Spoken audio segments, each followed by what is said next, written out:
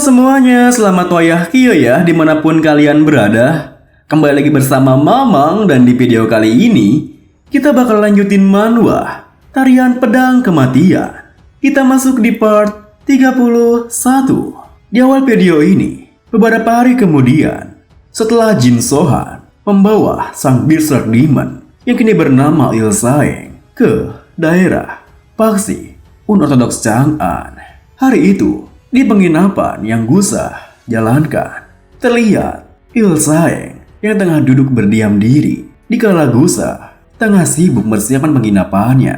Hingga Gusa sendiri pun yang merasa kesal dengannya berkata, "Woi, apa kau pikir bekerja di sebuah penginapan itu lelucon?"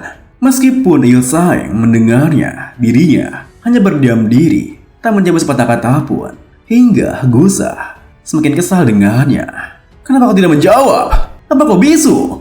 Tentunya, Ilsaeng sendiri hanya terdiam menatap kosong ke arahnya. Hingga Gusa pun tak punya pilihan lain di mana ia menuturkan, "Ini tidak bisa dibiarkan saja. Aku memang pernah dihajar oleh pemimpin Paksigo beberapa kali."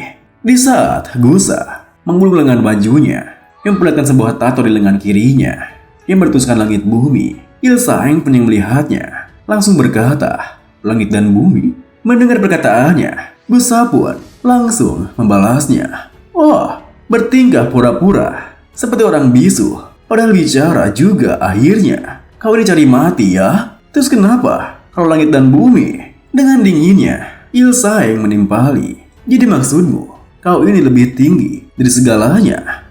Dengan songongnya, Gusa melemparkan serbet yang dipegangnya, sembari menekankan, "Jawaban bodoh macam apa itu? Bersihkan saja mejanya."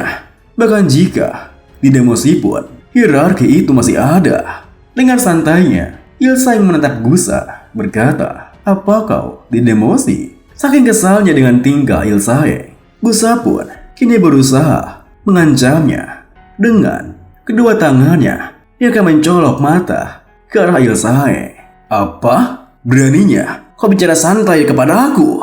Namun, melihat wajahnya yang hanya diam saja meskipun dirinya telah mengancamnya, Gusa pun kini merasa aneh dan menghentikan tingkah ancamannya. Yang benar saja, aku ini menahan diri karena aku mungkin bisa mati jika aku membuat masalah juga di sini. Anggap saja kau beruntung. Siapa namamu?" Saat itu, Gusa berpikir, tapi dia tidak berkedip sekalipun selama percakapan kita tadi. Ada yang aneh. Ilsaeng pun kini menjawab, "Ilsaeng, tampaknya namaku Ilsaeng sekarang." Tentunya, perkataan Ilsaeng membuat Gusa yang merasa aneh dengannya menekankan, "Tampaknya kau ini menyebutkan nama orang lain kah? Padahal kau terlihat sangat biasa, tapi malah bertindak sok hebat." Meskipun saat itu Gusa begitu membuatnya jengkel, Ilsaeng hanya bisa menghela napasnya, lalu berkata, "Siapa namamu?" Meskipun awalnya Gusa meremehkan tingkah Ilsaeng, namun ketika Ilsaeng menatapnya dengan tajam, nyali Gusa pun semakin ciut, hingga ia pun bisa memalingkan wajahnya menjawab, "Apa? Aku Gusa. Aku adalah seseorang yang mendapatkan hadiah dari pemimpin Tropjin secara pribadi. Aslinya cuma Gusa, tapi setelah melalui banyak kejadian yang mengancam nyawa, artinya menjadi Gusa yang berbeda." Tunggu, kalau namamu Ilsaeng, berarti nama kita digabungkan jadi Gusa Ilsaeng. Sedikit info guys, Gusa adalah nama, tapi juga bisa berarti 9 kematian. Gusa Ilsaeng itu sebuah idiom bahasa Korea. 9 kematian, 1 kehidupan, yang artinya selamat dari begitu banyak keadaan yang sulit. Lanjut, setelah berpikir seperti itu, Gusa pun menunjuk ke arah Ilsaeng menekankan, "Aku paham sekarang, pemimpin Tropjin pasti hampir membunuhmu. Mau bagaimanapun itu, artinya kau ini cukup kuat, iya, dan itu berarti, kenapa ini susah sekali dibersihkannya ya?"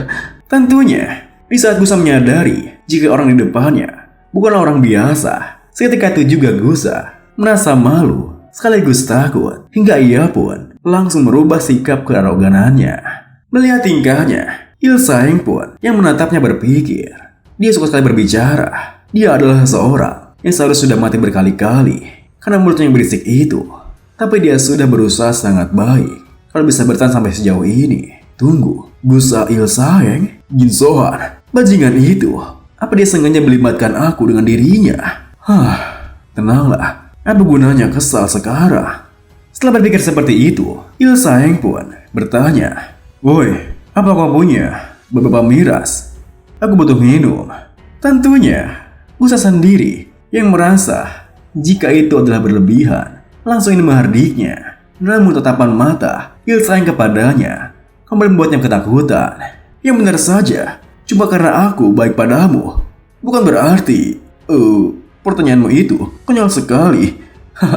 Tentu saja, miras pasti ada di sini. Mana mungkin sebuah penginapan tidak punya miras? Aku akan beli dulu ya. Tunggu sebentar. Dengan begitu, Gusa pun kini berlari ke dapur, mengambil miras, lalu kembali menghampiri Ilsaeng di sana. Karena merasa jika Ilsaeng tidak akan berbuat apa-apa padanya, Gusa pun menyombongkan apa yang telah ia lakukan sebelumnya. Jadi, aku menghalangi si seks demon itu dan mengatakan ini, "Woi, brengsek, kau kan musuh nenek tetangga." Dia langsung berhenti setelah aku berkata seperti itu, tapi dia hanya berhenti sejenak. Setelah itu, dia lanjut melarikan diri dan akhirnya aku menyetuk lagi. Nenek itu, dia berumur 80 tahun, 10 tahun yang lalu. Lalu seks demon itu pelan-pelan berbalik ke belakang dan memandangku dengan tatapan yang mematikan. Saat itulah aku tersadar. Aku telah memberhentikan si seks demon itu. Aku, Gusa, sentuhan terakhir di depan masih jadi tidak terhindarkan. Namun sebelum Gusa menyelesaikan ceritanya, tiba-tiba saja Ilsaeng tertawa terbahak-bahak hingga Gusa pun merasa kebingungan.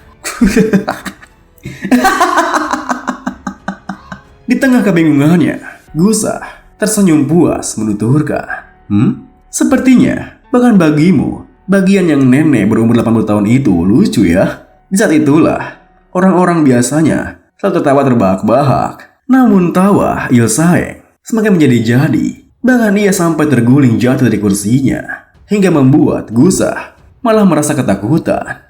"Woi, apa kau baik-baik saja?" Saat itu Ilsaeng sangat merasa lucu dengan tingkah seks demon, hingga ia berpikir, seks demon, padahal dia sangat terobsesi dengan para wanita cantik, tapi bisa-bisanya goyah saat disebutkannya nenek tetangga berumur 80 tahun.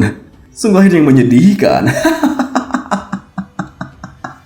Melihat tingkah seks demon, Gusa yang merasa aneh pun berpikir, dia benar-benar tidak waras. Sudah kuduga, dia itu tetapannya aneh. Namun, di saat mereka berdua tengah sibuk dengan pikirannya masing-masing, tiba-tiba saja pintu penginapannya terbuka, memunculkan seorang pria bawahan dari Jin Sohan. "Permisi, saya kesini untuk menyampaikan pesan dari pemimpin truk Jin Sohan. Datanglah jika Anda menyukai pemandian air panas." Mendengar hal itu, Gusa pun langsung bangkit dari kursinya. Pemandian air panas? Namun sayangnya, kegembiraannya terhenti ketika pria tadi menekankan, "Bukan kau bodoh." Beberapa saat kemudian, di sebuah pemandian air panas, terlihat Jin Sohan yang tengah berendam dengan santainya. Namun matanya kembali terbuka ketika menyadari jika Ilsaeng telah masuk ke dalam kolam yang sama dengannya. Bagaimana kondisi lukamu?" Ilsaeng pun membalas, "Sudah pulih beberapa waktu yang lalu." Mendengar hal itu, Jin Sohan pun tersenyum ke arahnya menimpali. Betapa kokohnya tubuhmu itu." Kemudian, sembari bersandar di pinggir kolam, Ilsaeng menuturkan, "Kau ini nyalinya besar ya." Tentunya, perkataan Ilsaeng membuat Jin Sohan merasa aneh. Apa? Ilsaeng menjelaskan, "Apa kau benar-benar meracuniku? Tenaga dalamku pulih dengan cepat." Mendengar hal itu, Jin Sohan pun tersenyum membalas, "Kau ini terus terang sekali. Padahal kau bisa menyembunyikan fakta bahwa kau sudah tahu." Ilsaeng pun menekankan, "Jawab pertanyaanku." Jin Sohan melanjutkan, "Anggap saja aku memang tidak meracunimu. Dan seperti yang bisa kau lihat, aku sendirian di sini. Aku juga tidak membawa senjata. Apa kamu bertarung denganku? Mendengar hal itu, Ilsa yang tersenyum, lalu melirik ke arah Jin Sohan dengan tajam, sembari menuturkan, "Pemimpin Trop Jin, apa kau sungguh tidak takut terhadapku?" Jin Sohan pun kini membenarkan rambutnya yang terurai, lalu membalas, "Hah, itulah yang ingin kutanyakan. Setelah kondisimu menjadi begitu karena aku, apa kau tidak takut padaku?" Tentunya, perkataan Jin Sohan membuat Ilsa hanya terdiam menatapnya. Lalu, Ilsa pun menghela napasnya berkata, jadi beginilah berakhirnya percakapan kita." Jin Sohan membalas, "Tepat sekali, kita tidak takut terhadap satu sama lain. Pria yang terlahir, seperti itulah kita ini." Mendengar hal itu, Ilsa pun tersenyum, menimpali, begitu ya." Kemudian, setelah merasakan pundi-pundi tubuhnya yang terhangatkan oleh air panasnya, Ilsa bertanya, "Trop Leader Jin, kenapa kau mengirimku ke tempat seperti itu?" Mendengar hal itu, Jin Sohan membalas, "Tempat seperti apa?" Sembari mengingat penginapan yang Gusa jalankan, Ilsa yang menjelaskan, "Penginapan dengan si bajingan Gusa yang terlihat seperti akan mati jika aku menyerangnya sekali saja. Dia terus saja membicarakan sejuta cerita yang tidak berguna. Dia bahkan mencoba mencolok mataku. Aku kira dia orang gila. Dan juga dia bahkan berbicara santai kepadaku dan bilang kalau aku terlihat sangat normal. Kenapa kau mengirimkanku ke tempat seperti itu?" Jin Sohan pun tersenyum, membalas, "Tempat itu adalah area dengan populasi paling sedikit. Itu juga terletak di daerah pinggiran." Mendengar hal itu, Ilsa yang melanjutkan, "Kalau begitu, bagaimana dengan yang satunya lagi? Menggabungkan nama yang kau berikan padaku dan namanya itu menjadi Gusa Ilsaeng. Apa kau mempermainkanku?" Jin Sohan pun menjelaskan, "Mempermainkan apanya? Karena sedang dibicarakan bagaimana menurutmu soal Gusa itu." Ilsaeng pun membalas, "Dia tak terlihat seperti orang yang memata-mataiku. Karena dia terlihat terlalu lemah. Dan karena dia terus saja mengoceh omong kosong. Kurasa aku tahu kenapa dia diturunkan pangkatnya atau didemosi." Mendengar hal itu, Jin Sohan berkata, "Gusa adalah pria yang sangat realistis di vaksin ortodoks." Tentunya, perkataan Jin Sohan membuat Ilsa yang merasa heran membalas, "Pria realistis di vaksin ortodoks?" Jin Sohan melanjutkan, "Benar, dia lemah terhadap yang kuat. Dalam seni bela diri, dia berhenti setelah mempelajarinya dengan cukup. Mulutnya ember, dan dia adalah seseorang yang akan mulai mengoceh omong kosong saat dia ketakutan." Ilsa pun menatapnya menekankan, "Dan kau bilang itu vaksin ortodok yang realistis?" Jin Sohan tersenyum ke arahnya, melanjutkan, "Meski tahu kalau dia selalu saja mengoceh omong kosong, dia datang untuk melapor padaku bahwa dia mungkin saja telah melihat murid Sex Demon." Mendengar hal itu, Ilsa pun tersenyum menimpali. Dia terus saja bicara soal menerima hadiah. Sepertinya dia mendapatkan hadiah itu karena hal tersebut ya. Jin Sohan melanjutkan, "Bukan cuma itu alasan kenapa aku memberikannya hadiah. Saat aku menerapkan formasi yang tidak dihindarkan yang sudah menangkap Sex Demon, aku memberikan Gusa sebuah misi. Lemparkan semua tombak pendek untuk memimpin jalan Sex Demon menuju ke dermaga Plum Biru, lalu kabur. Tapi Gusa membuat para anggota bersemangat dan mampu menahan Sex Demon sampai akhir. Semua itu dilakukan olehnya sambil mengeluarkan sumpah serapah dari mulutnya. Pada akhirnya, dia mampu bertahan cukup lama setelah merebut perhatian Sex Demon. Aku berhasil sampai di tempat tepat waktu berkat itu." Mendengar hal itu, Ilsa pun tersenyum, berkata, "Jadi, dia tidak sekedar mengada-ngada." Jin Sohan pun tersenyum melanjutkan, "Di saat itu, Gusa juga merupakan seorang unortodoks. Aku tak bisa melupakan wajah dari para bawahanku dari faksi unortodoks Chang'an ketika aku menangkap Sex Demon. Bukan cuma aku yang mencoba untuk menangkapnya, tapi juga seksi faksi unortodoks Chang'an. Mereka semua dipenuhi dengan keinginan untuk menangkap Sex Demon. Dari sudut pandang orang-orang faksi unortodoks, Sex Demon adalah seorang yang harus dibunuh. Dalam putusasaan itu, tidak ada seniman bela diri berperingkat terlibat sejak awal. Itulah vaksin ortodoks yang aku impi-impikan. Mendengar semua hal itu, Ilsaeng pun hanya terdiam melirik ke arah Jin Sohan. Saat kemudian, di kala rembulan bersinar dengan bentuk sabitnya, Ilsaeng yang sempat terdiam kini berkata, "Jadi, maksudmu adalah itu yang membedakan aku dengan kalian?" Jin Sohan menjelaskan, "Kau bisa menafsirkannya suka hatimu karena kurang lebih kau sudah memahaminya. Dan lalu, yang ingin kau katakan sekarang adalah poin utamanya. Seorang pria dari vaksin ortodoks lain mengirimkanku sebuah pesan yang mengatakan bahwa dia ingin bertemu denganku." Mendengar hal itu, Ilsaeng pun yang merasa kebingungan bertanya, "Vaksin ortodoks lain?" Jin Sohan pun meliriknya melanjutkan, "Aku sudah berencana untuk merebut vaksin ortodoks Sangki, tapi aku tidak bisa memulai rencana itu karena aku masih berurusan dengan faksi ortodoks. Pesan dari bajingan yang tidak merespon perintah pemanggilan vaksin ortodoksku untuk bergabung ke Chang'an dan ingin melakukan pertemuan denganku." Mendengar hal itu, Ilsaeng yang sempat berpikir kini menebak faksi mana itu. Apa itu faksi ortodoks Hanzhong?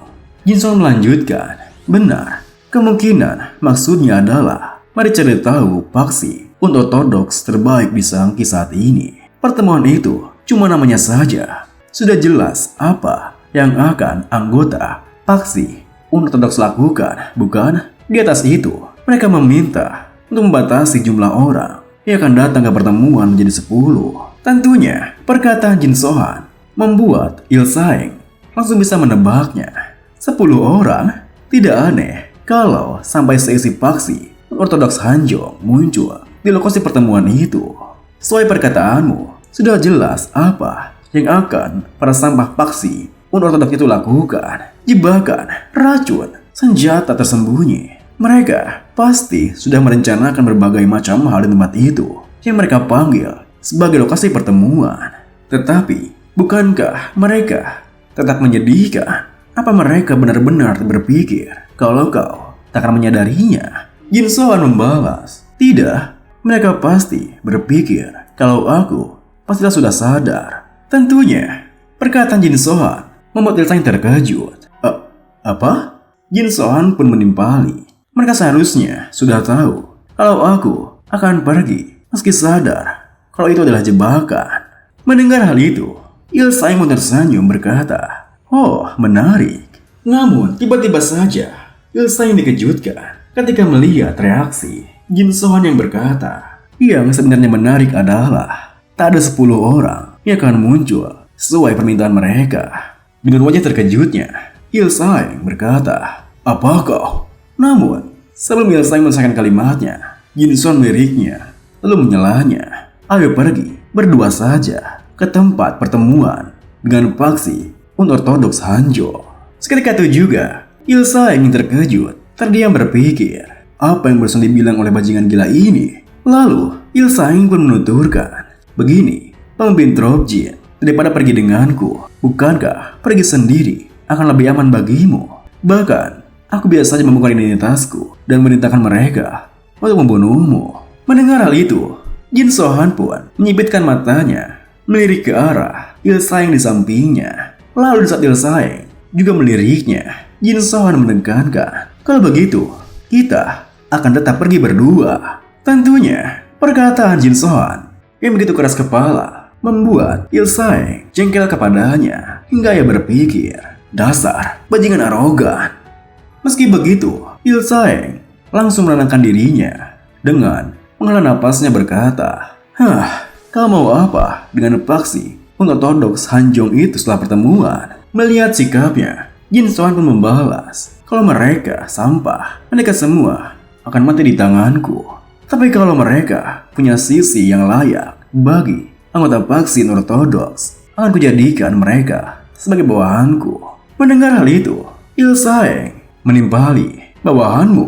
Memangnya itu perlu? Jangan pikir kalau ada banyak orang yang berguna di sini." Melihat tingkahnya, Jin Sohan pun menjelaskan, "Aku tidak mendingan seni bela diri para bawahanku. Ada orang seperti Go Sege dan orang seperti Gusa. Mereka yang tumbuh dan mereka yang berhenti. Tapi suatu hari ketika aku harus bangkit dari Shenyang, dari Chang'an, dari Hangzhou, faksi ortodoks akan bangkit sambil memegang sebuah pedang tumpul. Memangnya penting apakah pria tersebut merupakan seorang penjaga penginapan atau dia bekerja di mata air panas? Melihat keseriusan di wajahnya, Il Saeng pun hanya terdiam menatapnya. Lalu Jin Song melanjutkan, Sun Bei dengan melihat dunia melalui mata Mad Demon itu sudah pernah gagal sekali. Tapi meski begitu, aku tak memintamu untuk bergabung ke faksi unortodoks atau hidup sebagai bawahanku. Jadilah seorang pria bernama Il Saeng dan lihatlah dunia. Mendengar hal itu, Il Saeng pun tertunduk membalas, jadilah seorang pria bernama Il Saeng dan lihatlah dunia ya. Jin Song melanjutkan, benar, lihat siapa yang bertingkah seperti pria sejati di antara faksi unortodoks Hangzhou dan hancurkan jika ada skema, bunuh mereka yang pantas. Dan setelah semua itu, di saat ini dan itu dan segalanya jadi tidak seru dan kau merasa seperti ingin hidup kembali sebagai Berserk Demon, kau boleh pergi. Mendengar hal itu, Il Saeng pun melirik ke arah Jin Song berkata, membiarkanku pergi dengan damai. Kau melihat responnya. Jin Song pun tersenyum menghela napasnya, menekankan, apa Sun Bei tipe orang yang akan tetap diam bahkan jika aku menahanmu? Mendengar jawabannya, Il Saeng pun menimpali, kau memang pria yang aneh. Jin Song pun tersenyum membalas, ya aku sudah tahu. Dan video ini pun diakhiri dengan sembari bangkit dari kolam air panasnya, Il Saeng melangkah pergi berkata, panggil aku di saat pertemuan diadakan. Terima kasih buat teman-teman semua yang udah nonton. Mohon maaf jika ada salah-salah kata atau pengucapan Mamang yang kurang jelas. Sampai jumpa di video berikutnya.